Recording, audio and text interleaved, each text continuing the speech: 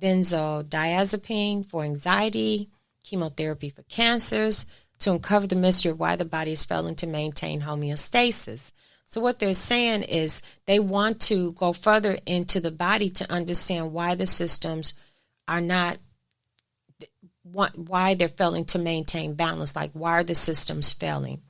Understanding the role of ECS in this disease confers a new direction for medicine, which may eradicate the use of some of the less tolerable therapeutics. Wow. I just got to keep going. I really, really do. I got to keep going. And because this is something, I don't want to stop right now. Okay. So I wanted to say there's another article. In this article, it refers to the research of cannabis. Gersh, Petwe, and DiMarzo in 2010 shows that cannabis contains two very prevalent phytocannabinoids that target each CBD receptor. THC is one of them, which is the active phytocannabinoid in cannabis, primarily targeting the CB1 receptors, and carotene, and that's a terpene. So remember we talked about terpene, which selectively targets the CB2 receptor. Prakash Pandey and Amicol Glue and Venkatesh and Nagarkati in 2009, all of these, 5 of these scientists in 2009, they wrote a paper. These phytocannabinoids can mimic the action of endocannabinoids. Okay, that's the two things, carotene and THC. Remember, carotene is a terpene. These phytocannabinoids can mimic the action of endocannabinoids. However, it is hard to measure exactly how many of each of the CB receptors are being stimulated and how much of each phytocannabinoid is entering the bloodstream. However, since the cannabis plant can essentially function as a mass stimulation to the ECS, the body recognizes these phytocannabinoids as endocannabinoids. So what they're kind of saying is, so when you take THC, it's recognizing that this is coming from the body, which is your endocannabinoid system, but it's really not. It's coming from a plant, and you're taking it in your body.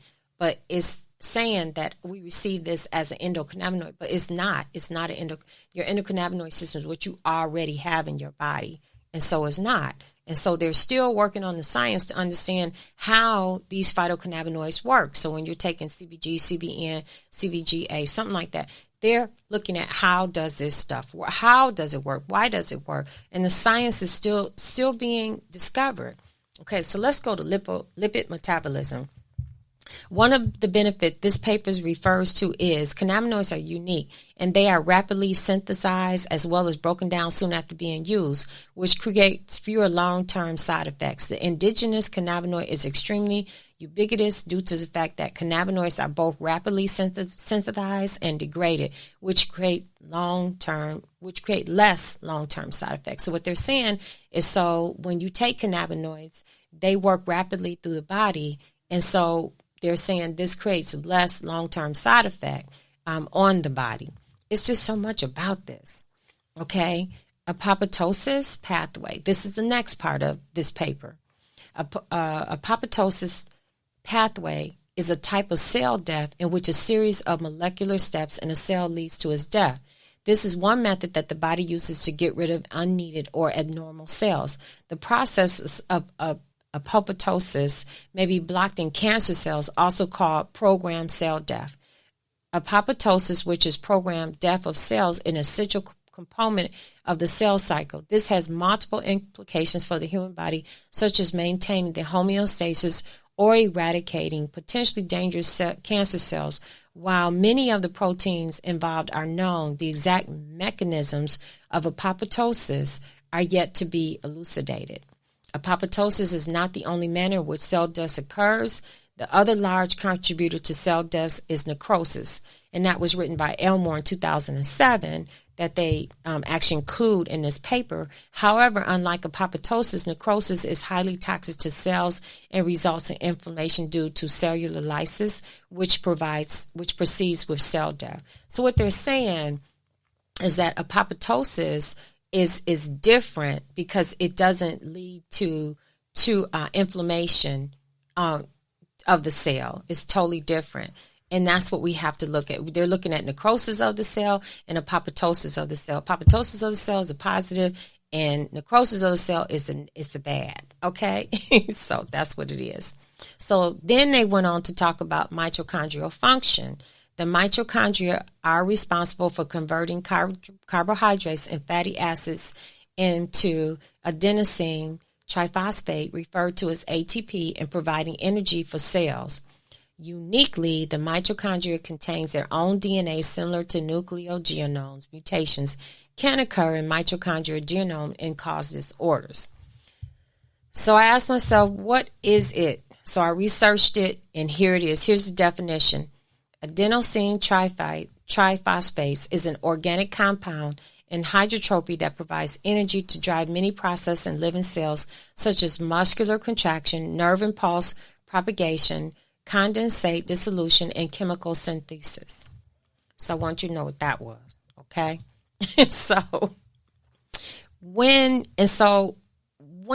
we go to the next thing, we talk about CBD can reduce and help with stress. And so I wanted to really go into this a little bit more. That was really important to me, that I go into it a little bit more. And so this paper, I just had to do this whole paper because it was so informative. I didn't read the whole paper, but I got into the most important parts that I could find in the paper, because we'd be up here for 3 hours. And so they had another excerpt in there, ECS and Mental Illness. ECS is intriguing and relatively unexplored in terms of the role it plays in mental health. Manipulation of the endocannabinoid system might be beneficial in the treatment of schizophrenic patients. For example, in a clinical trial conducted with schizophrenic patients, anandamide levels were significantly higher in the blood of patients with acute schizophrenia when compared to healthy volunteers. Anandamide is the second most common endocannabinoid inside the body and extremely vital in the human body. The level of anandamide is an indicator of the acuity of the dysfunction of the endocannabinoid system as it relates to mental illness.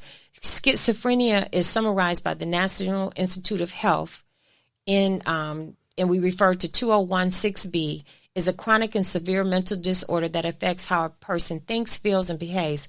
People with schizophrenia may seem like they have lost touch with reality. Although schizophrenia is not as common as other mental disorders, the symptoms can be very disabling. One can conclude the more severe the mental illness, the greater the dysfunction in the endocannabinoid system. If we view mental illness on a continuum instead of separate entities, it would lead a more accurate view of mental illness. Some of the more common mental illness, such as depression, anxiety, schizophrenia, share similarities and generally contain overlapping symptoms when diagnosed. Sadness, suicidal thoughts, body dysmorphia, and pain attacks are the general symptoms of these conditions. The biggest difference is not the way someone feels, but the intensity of the feelings. Based on the information, it would be logical to assume mental illness can be connected through a series of similar neurochemical imbalances and the resulting symptoms. It is important to note that some symptoms may intensify due to the positive or negative feedback loops as a result of the imbalance in various neurotransmitters, which give the appearance of new disease. For example, schizophrenic patients may appear to be solely depressed or anxious due to mass dysfunction of neurotransmitters. These can be amplified and may produce new symptoms such as hallucinations or extreme mania. However, that does not mean the chemical imbalance that causes depression or anxiety are gone. They are simply amplified or in some instances reduced.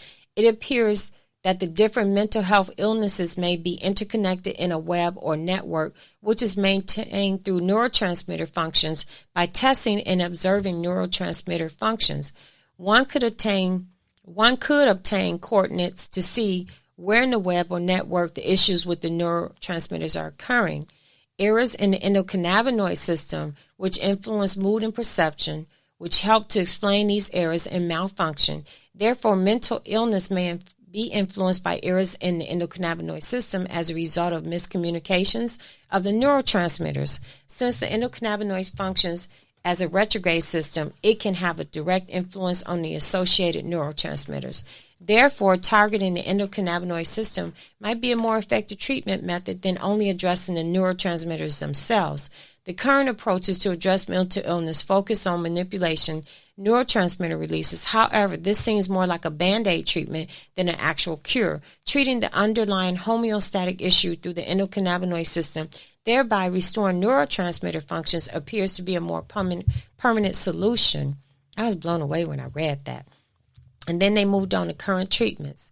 For the treatment of depression, the most common antidepressives are selective serotonin reuptake inhibitors, SSRI, and other reuptake inhibitors, NIMH 2016A. Various uptake inhibitors functions by preventing the uptake of their specific neurotransmitters in the brain, allowing them to stay longer in the synapses and increase their concentration. However, this is only a temporary fix that does not address the underlying cause of multiple neurotransmitter imbalances. Additionally, SSRIs only transmits serotonin, yet most cases of depression are due to multiple neurotransmitter imbalances. Focusing solely on one neurotransmitter is not likely to result in improvement and can easily exacerbate the disease. The fact that SSRI may increase depression and suicidal thoughts for some patients suggests that it might not be the best treatment option. For anxiety, they state, SSRI are common treatments. However, benzodiazepines are becoming the most prevalent form of treatment. The primary action of benzodiazepine is to bind to a pocket formed by GABA alpha and gamma subunits, and this was written by Griffin III and K. and Buno and K in 2013. They also have an excerpt from them here. This results in a conformational change in the GABA-A receptors, which induce the inhibitory effects of GABA. GABA is highly concentrated in the limbic system, which is a system most closely associated with addiction. This is one of the most prevalent issues with benzodiazepine, as focusing solely on GABA increase the chance for addiction. Benzodiazepine's short half-life contributes to extremely addictive nature of the drug.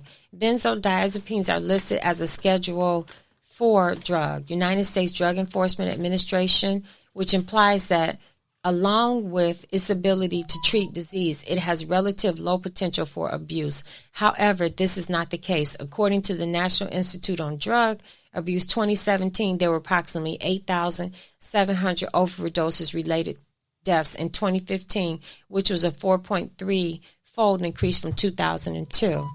So then they went on to say to go into a new direction.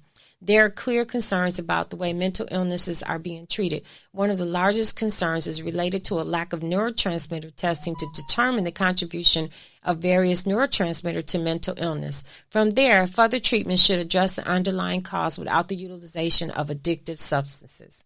Treatments that would directly affect the endocannabinoid system might be more beneficial than medication currently used to treat mental illness. This is due to the ability of cannabinoids to correct the neurochemical imbalances by attacking the source of the issue rather than just attempting to alleviate the symptoms. Wow, that was a long one, but we got through it. So we got through it. And that was informative too. And then they went on to write about HIV. And so HIV is generally caused by increased apoptosis of primary CD4 plus CD8.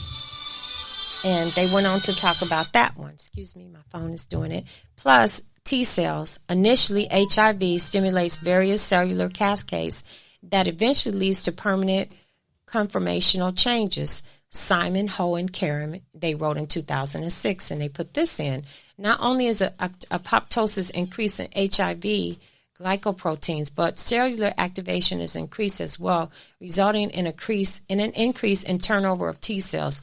This seemed to indicate an increase of T cell destruction rather than a lack of T cell production.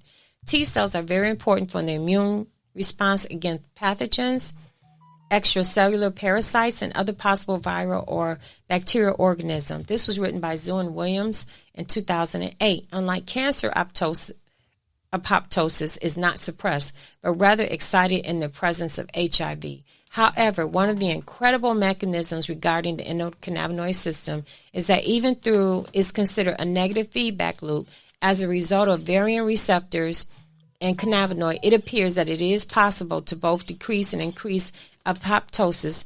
Hypothetically, if one were able to